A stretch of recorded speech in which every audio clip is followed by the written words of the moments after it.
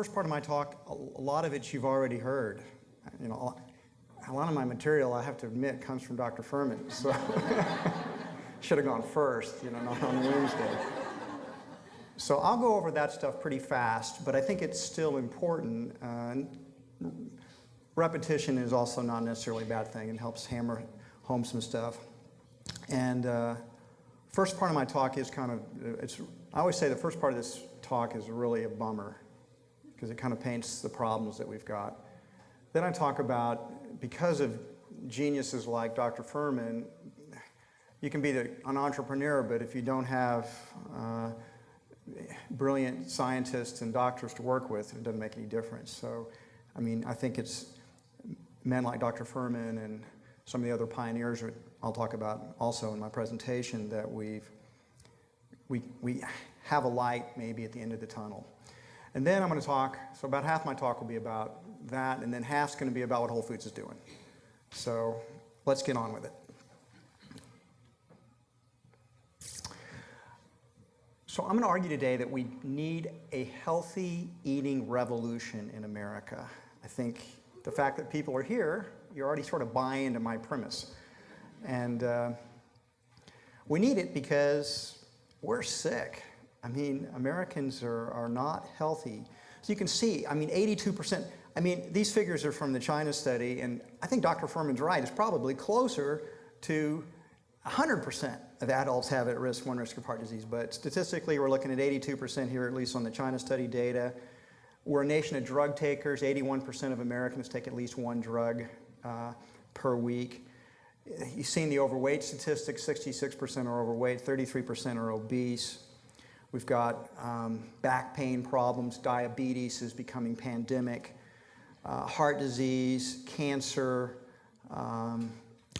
It's not a good thing. And if you look at the leading causes of death, what's interesting about this is how much has changed in the last 100 years.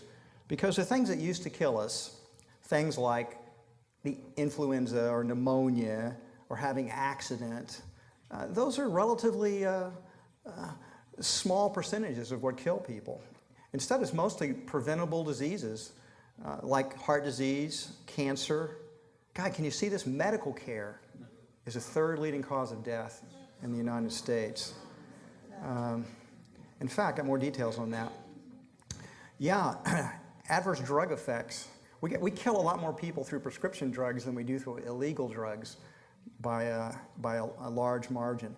And then hospitals are a great place to go if you want to get sick, because you get 80,000 people a year die from going to hospitals and getting infections while they're there. And then, of course, they're just careless bureaucratic errors, unnecessary surgery, and it adds up altogether, third leading cause of death in the United States. The diseases of affluence are, though, of course, that I think Dr. Fuhrman had 75%, I think, of what we spend on healthcare are due to these preventable diseases.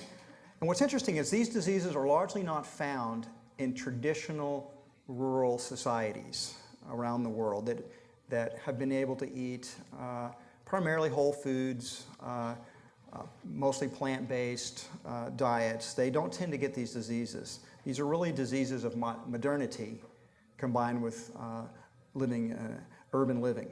And somewhere between 40 and 50% of all Americans die from heart disease and circulatory diseases. It has been the #1 killer in America for over 100 years. And it's very sobering to realize that in the next 24 hours, over 3,000 American citizens are going to die from heart disease, which is almost the same number who died in the terrorist attack in 9/11. And that happens every single day. When you consider that we spent over $1 trillion in the last decade trying to prevent, with 2 wars in Iraq and Afghanistan and all the senseless death, and yet every day we have 3,000 Americans die from a disease that no one ought to get. Although heart disease kills more people, what more people are terrified of is cancer. Cancer seems to strike randomly. It seems to strike people. We all know people who've had cancer. No doubt people in this room some of you have had cancer. I mean, I've heard it argued that everyone gets cancer. It's just that most of us, immune system basically fights it off. But we're all terrified of that, and we've all had someone close to us that we've known die from it. And it's sobering to realize that in the next 24 months, more people are going to die from cancer than in all the wars in the entire history of our country since the founding of the Republic. And yet cancer doesn't strike randomly. It is primarily lifestyle diseases, and in particularly two major causes. Diet and the use of tobacco account from 65 to 90% of all cancers. And all the rest of them, pollution, alcohol, pesticides, radiation, medications, altogether they are somewhere between 10, 15, perhaps as much as 20%. There's a saying about genetics that genetics load the gun, but lifestyle pulls the trigger. We know we have an obesity problem challenge in America. I also tend to agree with what Dr. Fuhrman said yesterday. These statistics are skewed by maybe the figures are actually, from a health standpoint, we're actually a much higher percentage are overweight. That if you need to get your BMIs down, I think what Dr. Fuhrman said, definitely under 24, 22, yeah, that's going to get us closer to 75 or 80%. But what's really scary is the trend lines, they haven't leveled out yet. They're getting worse. Look what's happened in the last 30 years. We've gone from 15% obesity rate to close to 35% in just the last 30 years. And of course, the saddest thing is what's happened to the children, is that now more than 10 million American children are obese. Type 2 diabetes has increased 48% in just the last 5 years. Fully 70% of children aged 12 show signs of heart disease, and 19% of children have some kind of diet-related chronic condition. This will be the first generation of children in the history of America that doesn't live as long as their parents do. That is the sad fact that we're facing because of the obesity crisis. These kids are, in many cases, they won't live as long as their parents, and the trend lines show that they will, for the most part, their average age of death will be lower than their parents, the first time in our history.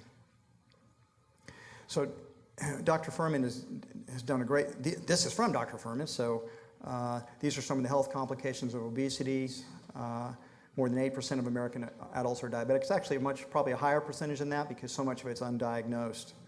And interestingly enough, type 1 diabetes shows a very high correlation with the consumption of cow's milk. And I find that very interesting. People complain about the cost of food, but they do it from ignorance. In fact, we're spending far less money on food than ever before in history. We've gone from 100 years ago, we spent about 50% of our income on food. 50 years ago, we dropped that down to about 17 or 18%, and now we only spend about 8% of our income on food. People complain about food prices mostly because they want to have their disposable income to spend on new iPhones, iPods, computers, high-definition televisions, vacations. And we spend less money on food. At the same time we're spending less money on food, we're spending more and more money on health care. We've gone from 4% of our GDP in 1960 to about 17.5%, 18% today. And with the Obamacare passed, that percentage you can expect to go radically up in the next, it won't kick in for a few years, but when it does, we'll quickly go over 20% and probably head up to 25%. When you run these trend lines together, you can see that we're spending a lot less money on food and a lot more money on health care. Now, you can argue this is correlation, and I can't prove that there's a causal relationship there, but my intuition and my own belief structure says that it's not merely coincidence, that I think these are related. We're spending less and less money on crummier and crummier food, and the consequences are we're sicker and sicker, and we're spending more and more money on health care. You've seen this slide because I pilfered it from Dr. Fuhrman. It's a great slide, though. I mean, 62% of our calories are spent on refined food. So our diet is basically, you couldn't design, if you wanted to get people sick, you couldn't design a more effective diet for that outcome. With 62% in refined and processed foods, 25.5% in animal foods, and only 12.5% of our total calorie intake coming from unrefined plant foods. And as Dr. Fuhrman pointed out, about half of that 12.5% comes in the form of potatoes, most of those being fried potatoes. Now, if you compare the standard American diet, the SAD diet on the right column, with the diets of the traditional cultures that we know that live the longest, those cultures have, even though there are ones in South America, ones in the Caucasus, and another ones in Asia and Pakistan, you can see that their diets are actually remarkably similar. They eat about the same amount of food from carbohydrates, the macronutrients, carbohydrates, calories from fat, 15 to 20%, calories from protein, 10 to 15%. Now here's where we start to differ. They consume between 1,800 and 1,900 calories a day, while the average American consumes 2,600 calories a day. Look at the percentage of diet from whole plant foods, 90 to 99% in the longest lived cultures, and only 12% in the United States. The percentage of consumption of foods from animal foods goes from 1 to 10% in the longest lived cultures, and 25% in the standard American diet. They consume very little salt. We consume high quantities of salt. They consume zero refined foods and sugar. They have zero incidence of obesity, while we consume almost 63% of our calories from refined foods and sugar, and we have 33% rate of obesity. So, interesting chart. So, the good news here, as you know, is that healthy food can really help. That these diseases that we've talked about here are preventable, and if you have them, they're reversible for most people through radical lifestyle changes and dietary changes. A diet rich in fruits and vegetables lowers the risk of heart disease, stroke, cancers, diabetes, and many other health concerns. Heart disease, people that eat traditional whole food, plant-strong diets do not develop heart disease, or very rarely does that occur. Doctors Ornish, Esselstyn, McDougall, and Fuhrman have all shown that heart disease can be prevented and reversed through eating a whole foods, plant-strong, nutrient-dense, and healthy fat diet. The China study, of course, that's the first book I give away. Then I give away one of Dr. Fuhrman's books, but I give away the China study first because it's got so much great scientific information about it in it.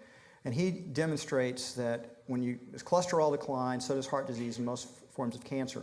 It's also interesting that in the Framingham study, which has been around for over 50 years, they show no record of heart disease fatalities for anyone who's able to keep their overall cholesterol number below 150.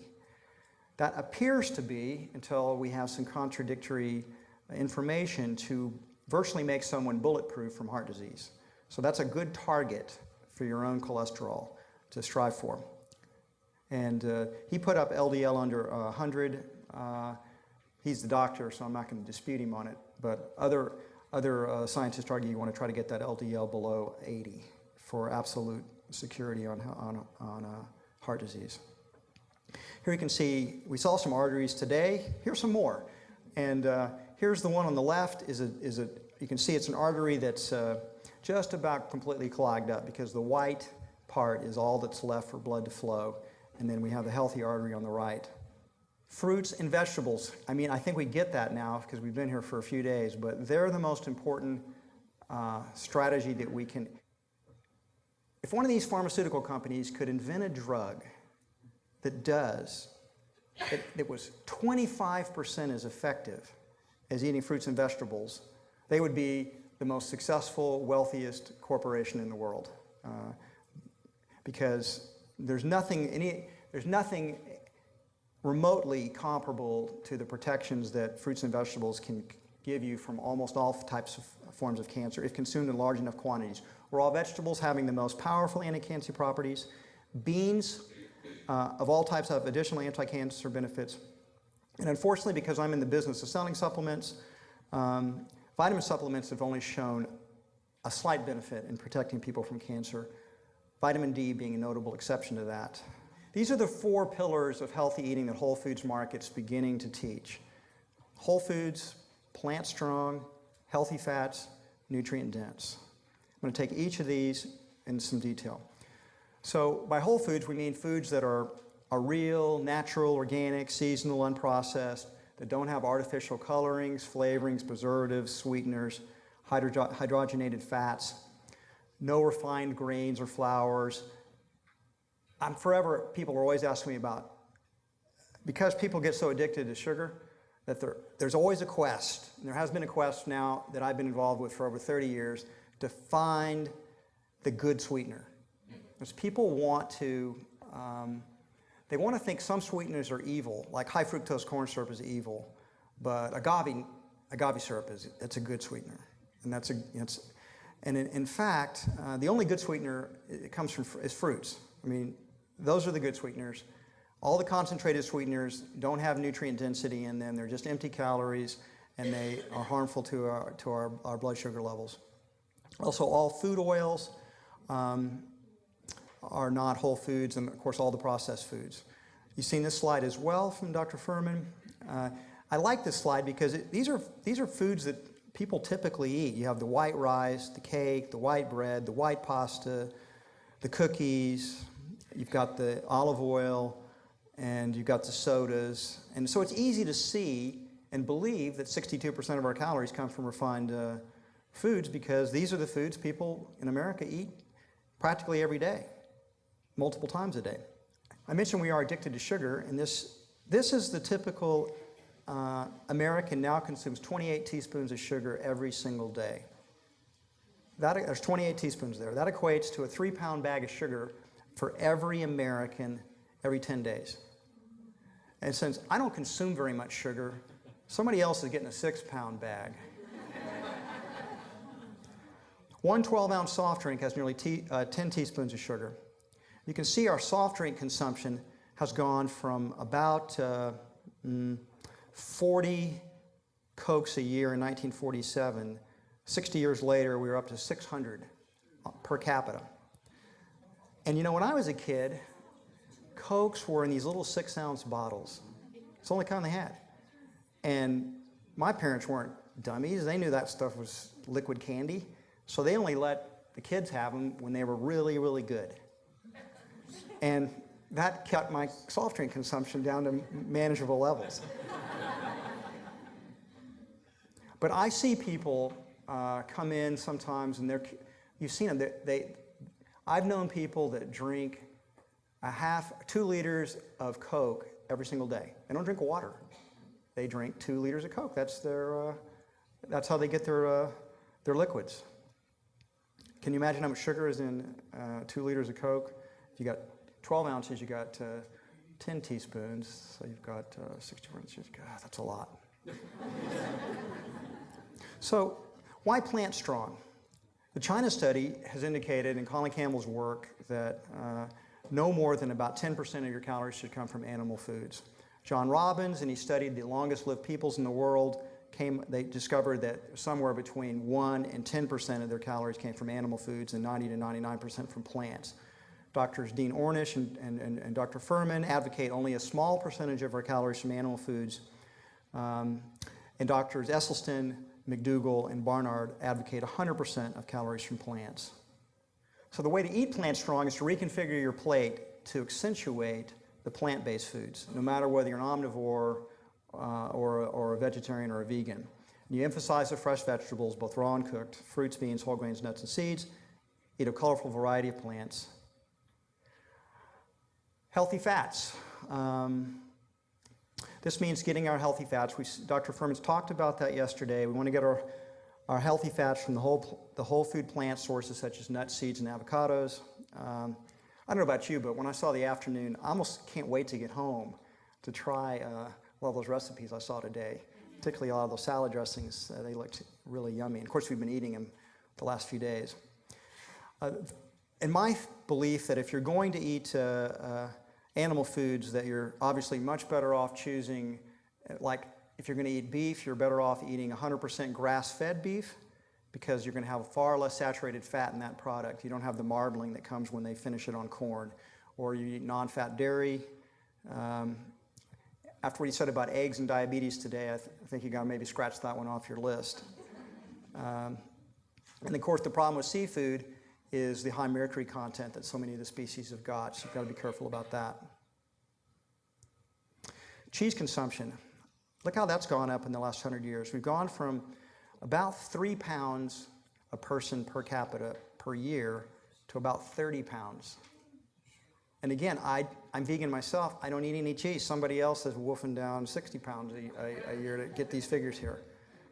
Of course, a high percentage of that comes, and it's the worst kind of cheese you can eat because it's the cheap processed cheeses that we traditionally find in fast food pizza places. That's what's really caused cheese consumption to go up so much, pizza. You know, they say that the most militant anti-smokers are the ex-smokers, right? Might be a few of you in this room. Well, I'm a recovering olive oil junkie. Because I totally bought into the whole Mediterranean diet, poured olive oil on everything, thought I had this miracle substance, it tasted good, and always made vegetables taste good, and it's only been a couple, I'm recovering, I've been off olive oil for about 2 years now. Watched my cholesterol plunge as a result, and lost a lot of weight as a result as well. But it gets interesting to think about what I call the myth of the Mediterranean diet. And if you get back into the sources where that myth came from, back after World War II, scientists noticed that the people that lived in Greece, in Crete, in southern Italy, and the Mediterranean countries, particularly Crete, tended to have a lot less heart disease than people that lived in Northern Europe and the United States. So they went and investigated their lifestyles. And here's what they discovered. People in Crete walked from 3 to 10 miles every day. They ate a diet that had very little meat, ate a little fish, ate a little bit of fermented yogurt, ate tons of fresh fruits and vegetables, and ate whole grains, ate lots of beans, and used a little bit of olive oil and drank red wine. What is it that Americans concluded from that research? Olive oil and red wine, that must be the secret. So we've upped our consumption of those products, and couldn't have been the 3 to 10 miles of walking every day or the heavy consumption of fresh fruits and vegetables. People oftentimes believe what they want to believe. And so hence the Mediterranean diet fad was born. When I talk about the slide at Whole Foods, this is the slide the team members most want to fight me about. This is the one that gets them upset. And I just say, look, I understand. I'm recovering. You're not. That's the only difference. You haven't yet realized your deep addiction. The problem is olive oil is 100% fat. And look at the nutrient density that you see there. It's got a few phytonutrients in it, all which can be found in other foods. But you don't see any vitamins, no minerals. It's just empty calories. And I mean, 1 tablespoon, 120 calories, 2 tablespoons, 240 calories. I know when I was using olive oil, I think 4 or 5 tablespoons seemed to be pretty good on a salad. Not that I was measuring it out, but I just kind of poured. So we know what nutrient dense means. This is Dr. Joel Fuhrman's invaluable contribution. Health is equal to nutrient density divided by calories, or H equals N over C. And the genius of it is the realization that not all whole foods have the same nutritional value. Some have many more times the nutritional density per calorie than others. I was having a discussion with Dean Ornish a couple of months ago, and he's got his system, the Spectrum system, and of course, Dean's a brilliant guy, and I admire him tremendously. But I was really nailing him on the nutritional density thing. I said, you know, in your spectrum, you're ranking all these whole foods exactly the same. And they're not the same. I mean, vegetables are far more important foods to eat. And he said, they're all whole foods. I said, but some have more nutrient density to it. So I had that argument with him. I'm just a grocer, and he's a renowned medical scientist, so I didn't persuade him, but maybe I planted that first seed, and I'll let maybe Dr. Fuhrman will be able to dig that seed a little bit deeper sometime in the future. Nutritional density based on the micronutrients, the vitamins, the minerals, and the phytonutrients per calorie. And here's the thing that's been interesting for me to learn is that, and I've learned it, and I'll talk about it when we get into the immersion programs that we're doing for our team members, is that people can heal far faster than I ever realized. And really, the first thing you have to do is you have to stop poisoning people. You have to stop poisoning your own body. And if you just do that and take the toxins out, the body begins to heal fairly quickly. And then if you combine that by eating high density micronutrients, the kind of food that Dr. Fuhrman recommends you eat, the healing is really accelerated. So the combination, take away the poisons, put the micronutrients in, and there's virtually none of these diseases that people still can't recover from. Here you see the nutrient density per calorie. Starting at the bottom, oils and refined sugars have virtually none. Then you have refined grains, cheese. One thing I love about this is because one of the myths out there is that, because you all hear it, it's like, well, if you don't eat meat, where do you get your protein from? It's like I say, well, where do you get your micronutrients from? They don't get that, so it's only funny as an inside joke of this group. But what I like about this is it's got these animal foods, I think, where they should be ranked, which is they're not worthless, they're whole foods, so they're better than eating sugar or white flour. But compared to the nutrient density that you get from vegetables and beans and fruits and nuts and seeds, they're laughably low. And that is a complete paradigm shift, because the average person believes that meat and dairy products are they believe they're full of nutrients, that you'll be nutrient deficient if you don't consume these products. Isn't that true? Those of you that go out and talk to people, that's the common belief. That's why this nutrient density per calorie is so important, a fundamental truth for the world to begin to realize. You've seen this slide as well, but it's a great slide for getting people that want to lose weight to understand that healthy eating can help you lose weight. And you can see the 400 calories of oil, the 400 calories of chicken, and then you can completely fill up. In fact, 1 pound of vegetables, on average, is about 100 calories. So in fact, if you just ate vegetables, you'd fill up the stomach long before you got to 400 calories. Which leads to what I call the veggie paradox for weight loss. The more vegetables you eat, the more weight you will lose. If you want to accelerate your weight loss, increase your consumption of vegetables. Some of the things that I believe will also help, these are all principles that most of you are familiar with, but the salad is the main meal, as Dr. Fuhrman likes to say. So have it one. I usually have 2 salads a day, but try to eat at least 1 large one every day with a non-oil salad dressing, a few nuts and seeds, or these delicious nut-based, seed-based salad dressings that Dr. Fuhrman and his team have come up with will help your nutrient absorption from the veggies, up to 10-fold. That was like a takeaway for me today. Try to eat whole grains or beans or starches or veggies as another main meal, as much fresh food as you want.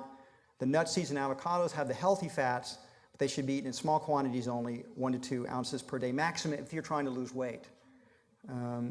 Avoid the oils, the butters, and the cheese. Avoid all the processed and refined foods, especially sugars and refined flours and grains. If you're an omnivore, eat smaller portions of animal foods less frequently with a focus on wild-caught fish as opposed to farmed fish. 100% grass-fed beef. If you eat eggs, you want to try to find a source for pastured eggs, not cage-free eggs, not free-range eggs, pastured eggs. There's not good government regulations on what the labels of eggs, and then of course non-fat dairy to avoid the saturated fat. And here's the principle I most like, and what I like most about this diet. I love to eat. It's probably why I'm in the food business. You get to eat until you're satisfied. So I really don't believe you can, that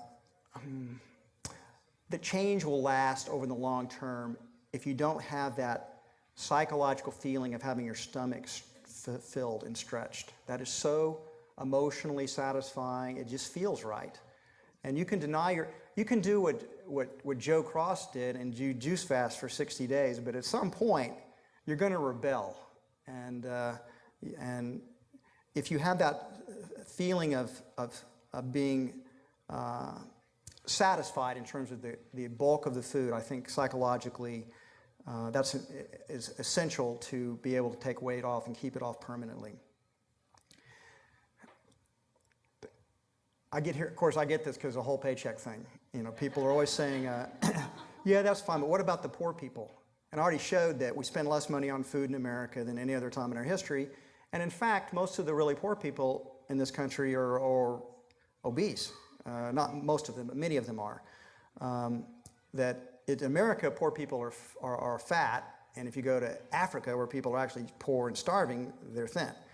But it's possible to spend no more than $200 a month on food per person if you don't eat out, you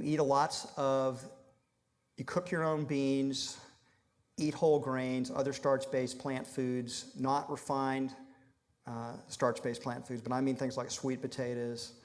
I don't know about the potatoes. I'm kind of worried about that. That's why I asked that question today. But you buy your fresh fruits and vegetables when they're in season and when prices are lowest. You either have to learn how to cook or partner up with somebody who can. When you factor in your health care cost reductions, this is the least expensive way to eat. And I would argue that over a lifetime, you get to eat for free. You will save more money in health care than you will ever spend on food. So basically, you're eating for free. That's the way I view it. As a grocer, you could expect somebody to say that. So how come these principles of healthy diet are not more widely known? I'll tell you, it's a conspiracy. I'm going to give you a conspiracy theory because that's exactly why it's not better known. We have a very vested food industry, and all you got to do is turn the television and look at the commercials and what they're advertising. There's big dollars involved here, and one of the things I liked about Joe's film last night is not one person that he interviewed blamed anybody else but themselves, right? None of them were victims. And Joe said he never met anybody on this whole trip that blamed McDonald's or the fast food companies or was a victim. They knew they made these choices.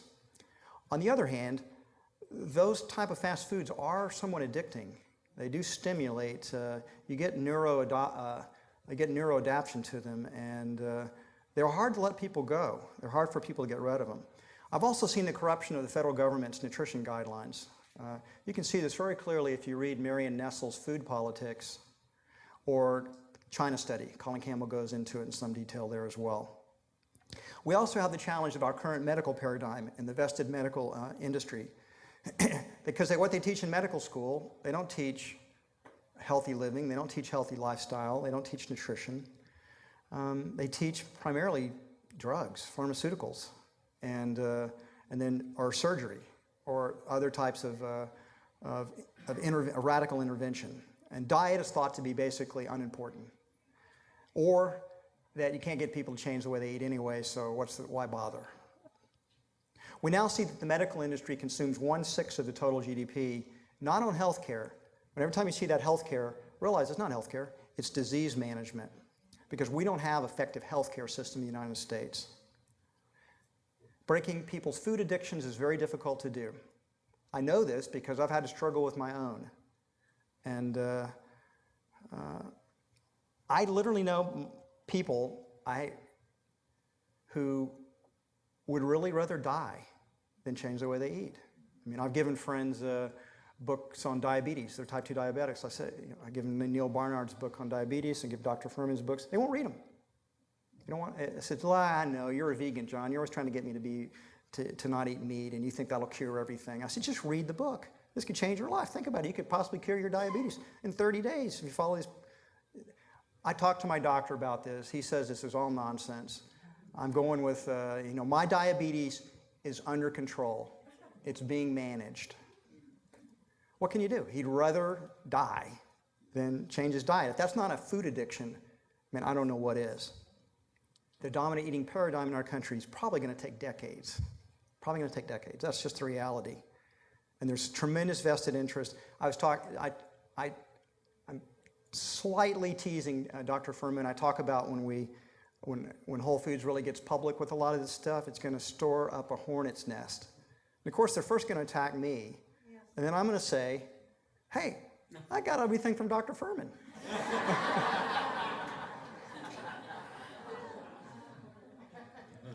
So now let's talk about what Whole Foods is going to be doing. When we founded the company, 32 years ago, our original intent was to sell healthy alternatives to processed foods and what was being produced through conventional industrial agriculture. And that's always been our focus, to sell the highest quality natural and organic foods available. Well, I'll tell you a story. My very first store, 35% of our sales were in fresh fruits and vegetables, 35%.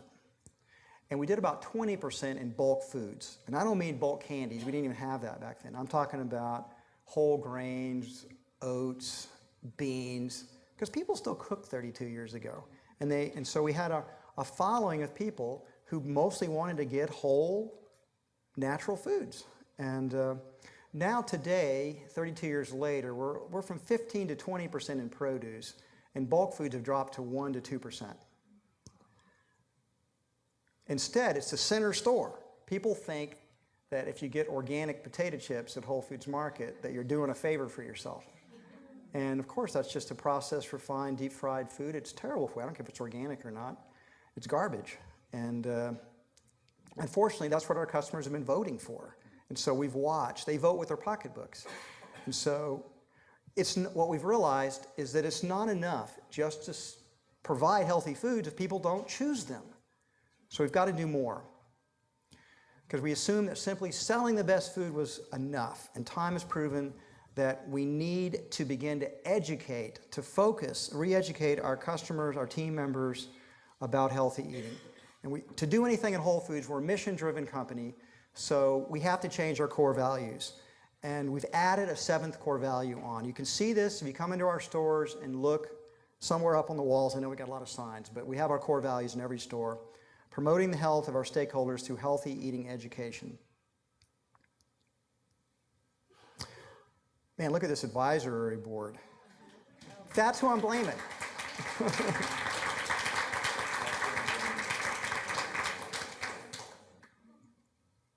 Dr. Fuhrman made a reference to the total health immersion. Basically, we're working with 3 doctors right now, Dr. Fuhrman, Dr. McDougall, and Dr. Esselstyn, to do what we call a total health immersion. We let our team members, we pay all the cost, and our team members who are at highest risk, who have the highest blood pressure, highest cholesterol, are most overweight, or maybe have diabetes or heart disease, they get preferential, they move up in the queue. So you have to apply for this. We've only been doing it for about a year. We've put about 500 team members through it, and it's been amazing. It has been astounding. That's what when I say how fast people can heal, I just had no idea until I've seen team members totally transform their lives in a fairly short period of time. I mean, I visit the stores and these people come running up to me and they're all thanking me. I mean, I didn't do I just let them go to Dr. Fuhrman's immersion, but they're so grateful, and sometimes their wives come up crying, and it's certainly deeply moving to my heart. Yeah, we have 220 team members that we put through that have volunteered to let us track them over this first year. And we're working with Neil Barnard to have it published in scientific journals, and so it'll be internal review board approved. But here's the difference. Most of the stuff gets buried in journals. We're not going to bury it. We're going to put it on our website. We're going to do press releases.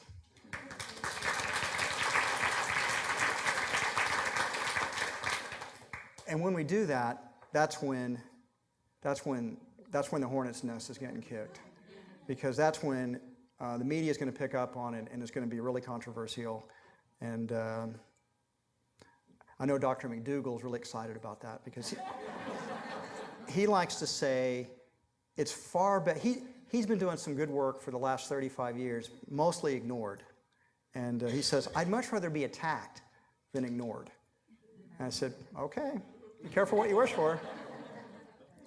So we do think that if we publish these results, it will also begin to have an influence on other corporations, because medical care and healthcare expenses are going to go way up for corporations. And they have been, and they're going to continue to get worse. And because we have that's a whole other story. But they're going to want to know what we're doing. They're going to want to study it when we publish the results. And so I think corporate America will jump on this faster, because anything that can save them money. And I do think We're investing a couple of $1 million a year to send people through these total health immersion programs, but we spend $200 million a year on our team members' health care. So we're only spending 1% of what we spend in 10% of our team members use 90% of the healthcare dollars, which is pretty staggering if you think about it. So in any one year, people don't use the healthcare system at Whole Foods at all. So if we can get the chronic people to become healthier, to reverse their diabetes, reverse their heart disease, it will save our company. It'll help. It's a win-win because it'll save their lives and it'll save us tens of millions and over a long period of time, hundreds of millions of dollars. When other corporations figure that out, they're going to want to do the same thing. Our immersion doctors,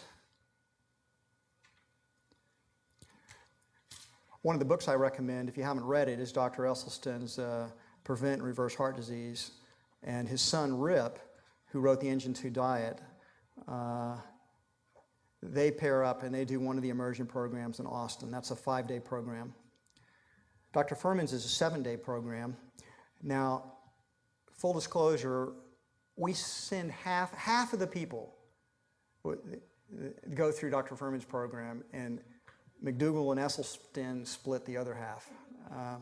And that's because both McDougall and Esselstyn are vegan programs, and Dr. Fuhrman's is not. And even though he doesn't advocate very many animal products, but the fact that he allows it just a little bit means our team members really want to sign up there. So they don't know they're just going to eat a lot of salads, and but psychologically that's made a huge difference. And so we've got far more demand for his programs than for the other two. Some of the feedback that we got from Dr. Fuhrman's program, the first round, I'm going to leave that up for just a few seconds so you can read it. The next phase of our healthy eating revolution is to make these total health immersion programs available to the public. And we're going to start doing that sometime in 2011. I mean, we have millions of customers. So as we begin to promote this in our stores, I anticipate we'll keep all the doctors as busy as they want, and which will result in us needing to find new doctors to do some additional immersion programs as well, some Whole Foods doctors. Incentive discount cards, just got a bunch of negative media, just because the media is so negative, but all we're doing is, if you work for our company, you get a 20% discount. Everybody that works for our company, part-time, full-time, you automatically get a 20% discount card when you work for us. And so this was an incentive discount card program, so you can earn extra discounts. You can get a bronze card, a silver card, a gold card, or a platinum card based on 4 objective measurements, whether you smoke or not, your blood pressure, your cholesterol, and your body mass index. And we actually, because the BMI is so controversial, and that's where got all the negative publicity, that we actually, I know Dr. Fuhrman thinks we ought to have this a lot lower, and of course he's right, but so this was a political compromise we sort of made on this one. We had 20,000 team members get tested. By the way, we only have 55,000 team members. Joel's a visionary. He knows we're going to have 75,000 in a few more years, but we got 55,000 now, and 20,000 of those 55,000 went through testing. They know their numbers. Most of them had never, ever had their cholesterol checked. They didn't know their blood pressure. They knew nothing. So now 20,000 people know it. And it was a huge wake-up call for thousands of people around our company. 7,500 of the 20,000 qualified, which means, of course, 12,500 did not qualify, and 20,000 didn't even bother to get tested. So there's many ways you can interpret that data, negatively or positively, or hopeful or pessimistically. Only 580 people qualified for platinum. I regret to say I'm not one of them. I'm only qualified for gold, and which I'm telling you that because it's kind of a funny story with Deborah. So I come home after getting the test. She says, "So did you get platinum?" I said, "No, I only got gold. But blood pressure is 112. You got to have it under 110. And she says, "John, you're the CEO. You've got to get platinum. You've got to lead by example." I said, "Honey, I did the best I could." I mean, So she said, your blood pressure is too high.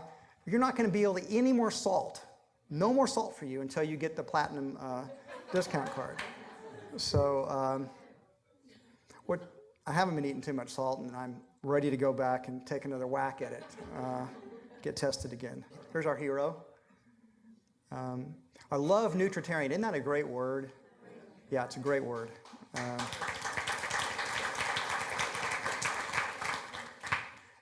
Eat the high nutrient foods. It seems so obvious. How can anybody argue with that? All you can argue about what is the most what are the most nutrient dense foods, and I'm sure that'll be one of the things that ends up getting attacked when we publicize this more often. The Andy scores, no doubt, some experts will come out and say that's nonsense. That'll be one of the things they'll have to defend. Our next part of our revolution is going to be what we call wellness clubs, whole foods wellness clubs. Imagine that we had doctors like Dr. Fuhrman all around the country, and that we had this whole crop of doctors who knew almost as much as Dr. Fuhrman knows, and were working with people not to cure the sick, although they can do that too. But imagine that you had a relationship with a doctor whose job was to keep you from ever getting sick. That doctor's job was to help you reach your highest and fullest health potential that you're capable of. That's the kind of relationship I have personally with Dr. Fuhrman now, and I'm sure many of you have as well. Imagine if that was open to people all over our country, and eventually possibly all over the world. That would be a total revolution in healthcare. That would change everything. So we're going to create, we've already hired a couple of doctors to work with us, and we're going to create these wellness clubs. We're going to do 3 to 5 prototype stores in 2011 that will open wellness clubs. We've got to work out the business model. And it'll work more like when you join a gym or a health club. You pay a one-time initiation fee, and then you pay a monthly fee. In exchange for that, you get a number of benefits. We're going to put you through an intensive education program, because for people to make lasting change, 3 things need to happen. One is they need to have their consciousness raised. They need to be educated. And so there has to be an intensive period, just like we're being educated, right? That's why we're here. We're getting an intensive education about healthy eating and healthy lifestyle. Secondly, you need community. How hard is it to change your life if your significant other is not into it? Really hard. Or if you're in a hostile environment, like every time you go out to eat, everybody's forever teasing you, and it's so much easier if you have community, if you're sharing that with people that are on the same path, right? So that'll be part of the wellness club, is to have people connected that are on the healthy eating lifestyle. Just like it's easier for everybody here as a group to support each other. And then finally, isn't it easy to eat healthy when you come to one of these retreats? Yeah, you got these great foods every single meal. And imagine if that was always possible. It'd be so much easier for people. So we want to create healthy eating dining clubs as part of our wellness clubs.